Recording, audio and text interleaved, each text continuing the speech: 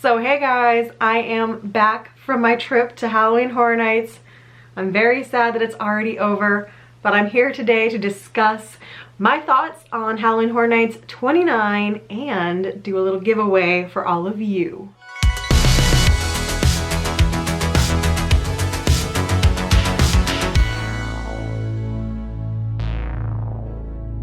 So the trip just absolutely flew by. We've already been back for pretty much a week now.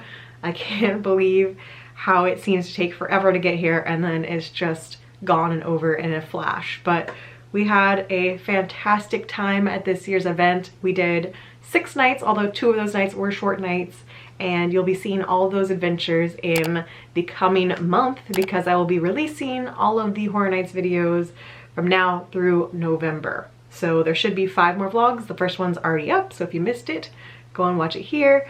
But there should be 5 more coming your way between now and the first week of November.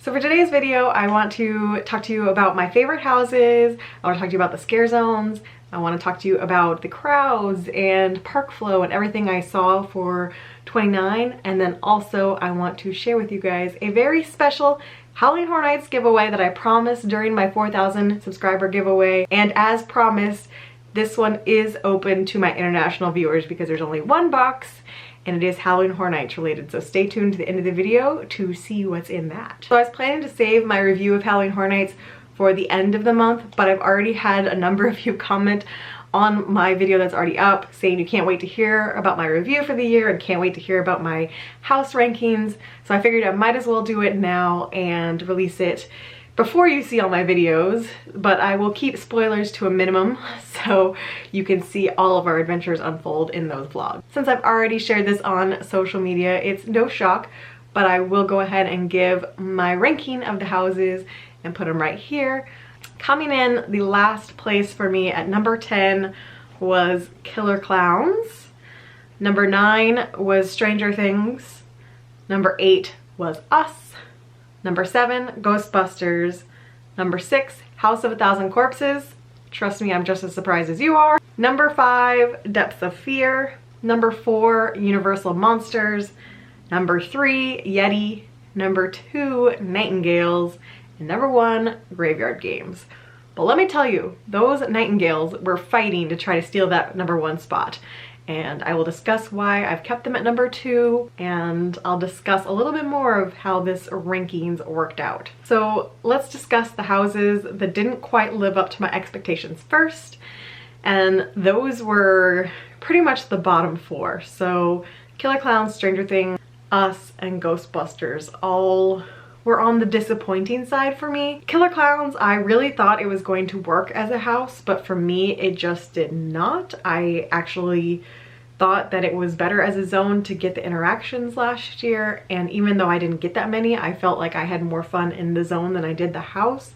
I know some other people who absolutely love the movie have really enjoyed the house, but for me it was really a miss. I felt like there were a few scenes that were from the movie, but the rest were kind of generic fun house, and so I was definitely on the disappointed side for this one, aside from a few scenes. I will say that Clownzilla did not disappoint. Number 9 was Stranger Things, and let me tell you, I have a lot of thoughts about this house. If you know me or you've been watching the video for a while, I'm a big Stranger Things fan. I'm wearing a Demogorgon shirt. I love Stranger Things, and I really enjoyed last year's house as far as IPs go. I think it was in my number 5 or number 6 spot out of 10. It was really enjoyable last year, and I came out of the house actually emotional. I actually felt like crying when I walked out of the house because they did such a good job of representing the show in the house. And this year, it did not live up to that, in my opinion. I actually came out of the house on the angry side because I was really disappointed in the overuse of mannequin. Key scenes that I was looking forward to seeing in this house that I had a strong feeling they would do, namely the finale of season 2 with Eleven and Hopper on that raised cart thing, Eleven closing the portal and the Demodogs all coming after them. I could not wait to see how they were going to do that scene, and it was extremely disappointing. There were a couple scenes that I enjoyed. namely the Starcourt Mall scene. I don't want to describe it too much in case you're trying to avoid spoilers if you're still going on your trip, but I did enjoy the Starcourt Mall scene, even though it still wasn't quite on the scale that I was expecting it to be, especially with a soundstage house. There were just so many mannequins. It's really hard to feel the emotional connection that we did in last year's house when the majority of the big scenes of the house are being done with mannequins and strobe lights. You just miss that emotional connection of having an actual actor in those scenes. It was definitely a big disappointment for me as a fan. I think last year's house set my expectations a whole lot higher for this year. I hate to be a naysayer and I really hate to be critical, but that one definitely did not live up to expectations, and I feel for people who were waiting in really long lines for that house. Now granted, we had Rick with us. It was his very first Halloween Horror Nights ever. He didn't have anything to compare it to and he really enjoyed that house. But for those of us who had been through last year's, we knew the potential of what they could do with Stranger Things, and we did not feel like they met that same standard. But it was his first time and he thought it was great. So it just goes to show that different expectations meet different results, and I am sad to say that that's very low on my list and I'm still a little upset about it. So moving on. As far as Us and Ghostbusters, I don't have too much critical to say. Us is a very timing based house, and with how quickly they expect you to walk through the house in order to get as many people through at a time, and with ops kind of pulling you through the house, I missed most of the scenes. I missed most of the scares. I ended up watching a walkthrough on YouTube in order to see the majority of the house. So my only complaint about Us is that if you're going to have time-based scenes where you're expected to watch an entire scene as you walk through, have those scenes and be a whole lot shorter, because it was impossible to see some of the scenes in the house unless you just have an absolute perfect run, which I unfortunately never had. But the cast was doing everything they could. I have no complaints against that. It really was just a timing based house that the triggers were just way too long to try to see everything. As for Ghostbusters, it was fun. It wasn't really scary at all, which we knew going into it. And someone described it as basically a walking dark ride, and I do agree. It felt like you were walking through the movie. I think I had built up in my mind some huge expectations as far as the Stay Puft Man, and that's my own fault for having preconceived ideas of what they would do with it. It was a little bit of a smaller scale than I was expecting, but it was a fun house. It's a nice gateway into Horror Nights. If you were terrified of going, it's definitely the way to ease yourself into the event, because it's more of just a fun romp through the movie. There were some cool effects, and overall I enjoyed it, but those bottom four are ones that we saw them. I didn't feel the need to do them a ton of times, but they'll probably just kind of get lost in the history of Horror Nights as far as my personal memories go. The other 6, I was very happy with all 6 of them. I was shocked that I even liked House of a Thousand Corpses because I still have yet to see the movie. I skipped out on watching that one. I still don't think I'll like the movie, but I liked the house. Maybe because I haven't seen the movie, it felt more like an original. It's not one that I will rave about and think about for years to come, but I enjoyed it. I felt like it was the best done sets that they've done in that location. It's a tent house and sometimes those are tricky, and I felt like that was the best representation in that spot. Number 5 was Depths of Fear. This one was my least favorite of the originals, but that's not knocking it. It was a very unique concept. I loved the story of it. I really loved the costumes, although I hear that the mouth brooders are slowly but surely dying off. They're going extinct halfway through the event. The costumes were huge, and so it doesn't shock me that they're maybe a little too cumbersome for the actors, but our final walkthrough of it was amazing. So I really do love the concept of the house, really like some of the effects they put in it, and we loved it. Number 4 was Universal Monsters, and honestly the top 4 are all so good that it's hard for me to rank them, but number 4 was Classic Monsters, Universal Monsters, and we loved it. It's actually Mike's number 1 house. It's my number 4, but it's Mike's number 1. I thought it was definitely the best Monsters house I've seen them do.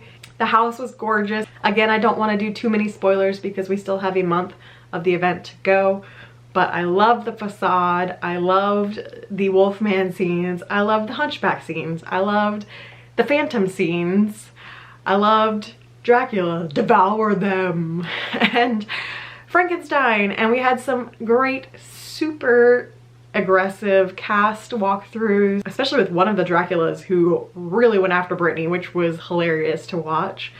It was just fantastic. The phantom scenes are probably my favorite. I love the phantom chandelier. It just really delivered. And also, Wolfie statue. So then we go to Yeti, which was my #1 most anticipated, and I still absolutely loved it. It's not a knock on it. I love this house. It was so original, so cold. Some of the best, most unique scares in the house for sure. It did feel a little short, but the costumes were fantastic. We saw cast A the majority of the time because we had to go visit Petty the Yeti, but these guys were relentless. We had some fantastic scares. There's one guy who is humongous. He is so tall, and he went after Jeff, which was hysterical to see. I always like to watch the guys get scared. It's rare, but I love it when it happens, and he was all up in Jeff's face, and it was fantastic. Basically from the ice caves on, I was done for in this house. Between Petty and then all those finale Yetis, it was intense. The very last guy on the house on the right, whoever you are, props to you, because you made me dread going to the end of the house because I knew you were going to get me. You got me every single time, and I knew it, and even though I knew it was coming, it didn't matter. You scared me every single time, and I appreciate that. So props to you, sir, and props to the rest of the Yetis, because I love you guys. I love your house. So well done. I love Door Yeti.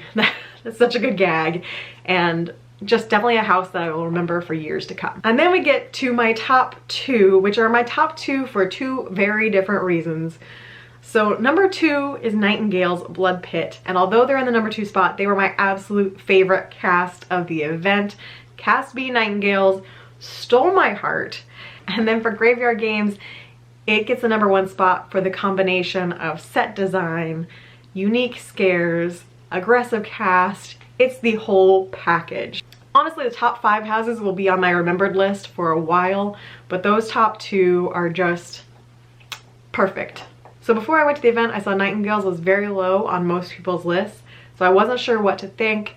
And my first couple run-throughs were good, but they weren't amazing. There were a couple people who were standing out for me as, wow, like he actually scared me. That's crazy, like that's rare. Okay, props to you, sir. So for the first few nights we went to the event, we just happened to see cast B the majority of the time, and I could tell what cast we were seeing because one of the first people you see in the house has no mask on, so I was able to recognize that we were seeing the same cast multiple times.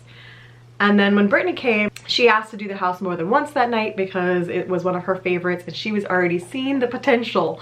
So we went through, we saw cast B at the end of the night, and holy cow, they were so aggressive, and I was so impressed with how much energy they still had at the very end of the night. So Saturday night was a 2 a.m. close. I decided I would go visit Nightingales at the very end of the night again, and I got to do the house by myself, literally by myself. And that walkthrough completely changed my opinion of Nightingales because every single person in the house came after me, super aggressive, full of energy. It was 1:45 in the morning and they were still giving it their all. Some of them were doing extra things because they had the space to do them, like taunting me into the room, getting all up in my face, not letting me leave a room because they could, because there was no line, so they didn't have to boo and skidoo, they could just boo. And the finale was so full of fog. Oh my goodness. I came around the corner and I was like, oh no, this is a bad idea. Going through the finale, just me, full of fog, 3 Nightingales. It was the best. So I had so much fun on that walkthrough. I did it 2 more times. The second time through, it was me and one other lady. Unfortunately, she like ran to catch up to me because I guess she didn't want to do it alone. So the 2 of us did the house together, and then the last time I was with a crowd. But even so, all 3 of those run-throughs were just as intense. They were doing all those extra things for the last set. So at that point, cast B just absolutely stole my heart. So then the last night on Sunday was also a 2 a.m. close, and I managed to see cast B 3 times and cast A once. I'm not knocking cast A, they're also great, but cast B is just doing something special and on the next level. And it's not just some of the people, it's literally the entire cast B. There isn't a single person on that cast who isn't giving 100%, and that is such a rare thing that is super special and made them one of my favorite casts I've ever seen at Halloween Horror Nights. So if anyone from Cast B Nightingales see this, please accept all of my praise because you guys deserve it. I am 100% a Cast B Nightingales fangirl. I love those murder chickens and I'm not afraid to admit it. Now Brittany is carrying on the Nightingales fangirl torch for me while I'm gone. She is also absolutely in love with Cast B, and if you guys know Brittany, she is a tough critic and she absolutely loves their cast as well. So she's continuing to visit them and we just both absolutely love them. And that's the thing, a great cast can absolutely change a house from being kind of middle of the rung all the way up to the top, because their passion, their aggression, their drive to make it a great house and a great experience for guests. That's what you need. That's part of the magic of Horror Night. So now that I've done my thesis on Nightingales, let me quickly discuss Graveyard Games. This house is just one of the best I've seen Universal do in a while. Such a great combination of story, unique sets, beautiful sets, some tricks of the trade that we've seen them do in previous years but twisted in a new way.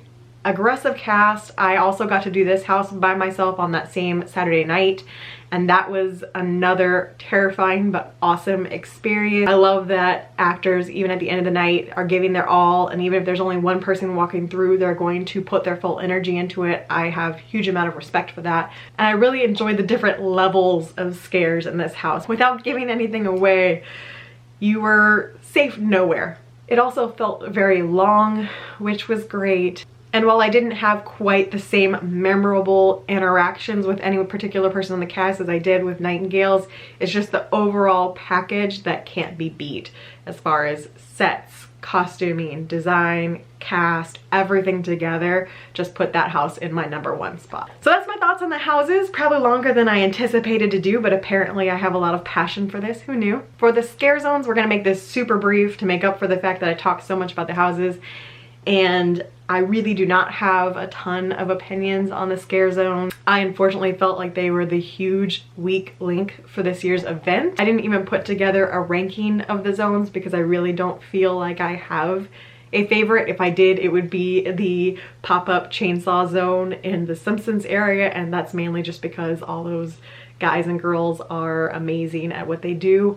And it's not about the concept of the zone, but the actual execution of these scare actors just doing awesome things with their chainsaws. I wish I had more positive feedback about this year. So let me give a couple compliments here and there about the zones and not get too negative in this video. I do want to preface this with saying that this section is not a knock on the actors, but more so the concepts of the zones, because I think you need the concepts of the zones to work before the actors can really excel at what they're doing. Vanity Ball, I really liked the concept. I thought it was going to be something I absolutely love, and unfortunately I just did not connect with it the way I thought I would. There are some very interesting costumes in there. It just did not deliver what I expected it to. And Arcade looked cool. It was definitely the most fun to film just as far as the spectacle of it, and it was definitely super fun to take pictures in that area because the lighting and the fog and the music were definitely my favorite of the event. Zombieland, oh yeah, it pretty much exactly was what I feared. I don't do zombies in zones. I just don't think that zombies are effective in scare zones or houses, honestly. I could do without zombies entirely unless they're dead exposure zombies. If it's gonna be a comedy zone, I wanna be able to talk to the people, and zombies don't really have conversations, they don't really talk. So I'd much rather have a zone like Psychoscarapy where it's a comedy zone and you can actually talk and have conversations with the actors, interact, rather than just having them kind of like rrr, rrr at you the whole time. That said, I did have some great interactions with a few people in the zone that you'll see in vlogs coming up. So there were still actors who were giving it their all and making interactions happen even with what they had to work with. Rob Zombie was surprisingly possibly my favorite, and that was mainly because it brought back memories of horror nights of the past. It very much had that heavy metal, fire, go-go dancer feel that a lot of the old scare zones at Halloween Horror Nights had. If you watched my highlights video, which is linked right there, then you know I love my chainsaw. So I'm not even going to talk more about that. You guys will see plenty of the chainsaws in the vlogs coming up. So then we get to Vikings, which is the last zone, and this one had potential. I give props to the actors for trying to scare. It's a hard zone, it's a high traffic zone, and especially hard this year with Marathon of Mayhem happening right next door to stay in Viking character when you've got all the music from that show happening. But it felt like a very bare zone. It didn't feel like there was very many people in there. And again, I just did not connect with it the way I thought I would. So that's all I'm going to talk about the zones. The zones were my least favorite part of this event. It is what it is. Can't win them all. What was a winner though was Marathon of Mayhem. Absolutely loved that.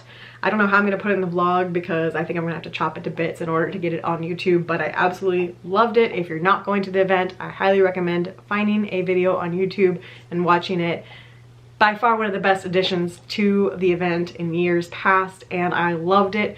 Wish we could have seen it more than once. We just didn't have enough time, and I loved it. Loved the music, loved the projections, loved the water show. I loved all of it. I am a Marathon of Mayhem fan. Very quickly, I was going to talk about Park Flow, but I don't want to make this video too long. So all I'm going to say about that is if you have yet to go to the event, I have one more tip for you, and that is if you are going on a 2 a.m. close, which I think majority of you will be at this point because I think they're all pretty much 2 a.m. closes for October, stay to the end. That's my And while we were there on the 2 a.m. closes, by 1 a.m. the majority of the people had left the back of the park, at least. Front, Stranger Things, Ghostbusters still had long lines, but the back of the park was pretty much dead. Almost everything was on a walk-on back there, and that's how we got to repeat a lot of houses because Nightingales was literally a walk-on. So I got to do both Saturday and Sunday, literally walked into the house 3 times in a row in the last 15 minutes. It was fantastic. Otherwise, pretty much everything I told you before the event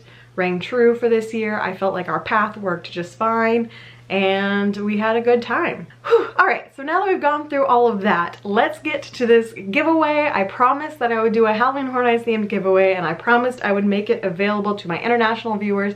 So this is it, and I have one very special item that's a teaser of things to come around these parts. Was hoping to already have this ready to go to unveil in this video, and I'm just not quite there yet. Whoever wins this giveaway is going to be the first person other than myself to have a DiscoLiz shirt. DiscoLiz merchandise is coming, and I've held off on doing this for a long time because I really didn't think anyone would be that interested in having anything of mine. But I have had some requests recently from people wanting shirts or stickers or something. So I have finally started the process of putting this together. Like I said, unfortunately I cannot unveil a shop yet because it's still in progress, but it is going to happen. And the super awesome Jackie from my design booth helped me create a few designs, and this one she actually created on her own, not from any suggestion from me. She designed this and I absolutely love it. So without further ado, here is one of the first designs that will be on my shop eventually. So I felt like it was fitting to include it in this giveaway because it is a Halloween Horror Nights themed DiscoLiz shirt. So it is in the same style as this year's Halloween Horror Nights shirts, and it's DiscoLiz Haunts and Travels, and it's very 80s themed, and I hope you guys love it. So it's a size large, unisex size large. That is the first item of this giveaway. I ordered myself a couple of these items. Coming soon, this shirt as well as other designs.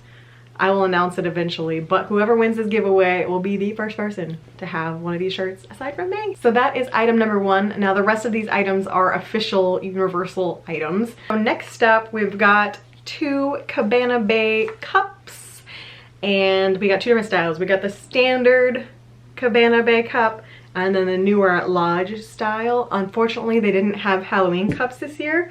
I wanted to get Halloween cups, but I think they sold out of them before we got there. I saw people walking around with them, but these are the only designs they had available while we were there. So 2 Cabana Bay cups. Honestly, you can actually bring these with you if you go on a trip to Cabana. You have to stay at Cabana to use them, but you can recharge these and actually use these as your drink cups. So 2 Cabana Bay cups. And then we have the annual pass holder magnets because Mike and I both got them. We're both annual pass holders. So we thought we'd give one set away to you guys because we can share our set. So it's the Halloween Horror Nights annual pass holder magnet and then the standard little special one for AP month. So these two awesome magnets. And finally, the main event, a shirt from Halloween Horror Nights 29. It's the house shirt. It says Maximum Screamage. And it has the arcade with all of the houses on the back. You get 2 shirts, 2 mugs, and 2 magnets in this giveaway. So all you need to do to enter, just like any of my contests, will be over the next month I will be releasing Halloween Horror Nights videos, and on any of those Halloween Horror Nights videos I post, leave me a comment, tell me you're entering the HHN contest, and tell me your favorite part of that particular video. So I think you'll have 5 videos to enter unless I throw in another one of these in the meantime. But we'll say the contest will run through November 8th. November 8th will be your last chance to enter. That will give me just a little bit of wiggle room if I decide to move around my upload schedule. So November 8th is your last chance to leave a comment to win. I will do the drawing, and as usual, you need to be a subscriber. You need to be 18 or older or have parental permission to enter, because I have to get your address in order to mail these to you. And in this case, you can be US or international. I will ship these items out to you regardless. So everyone can enter, and I hope you guys are excited for the items, and I hope that you've either had a fantastic time at Horror Nights already, or you're looking forward to Horror Nights still to come in the next month. And I'm excited to share all of the adventures we had in the next month's worth of vlogs. So that's it for me today. Go ahead and leave a comment down below if you want to enter the contest. This video does count. So let me know your favorite houses if you already went, and if you haven't, let me know your most anticipated, even after hearing me slam some of them. Sorry. That's it for me. I will be back to weekly vlogs on Mondays starting next week, and I will see you guys on Fridays for all the Halloween Horror Nights fun. Bye.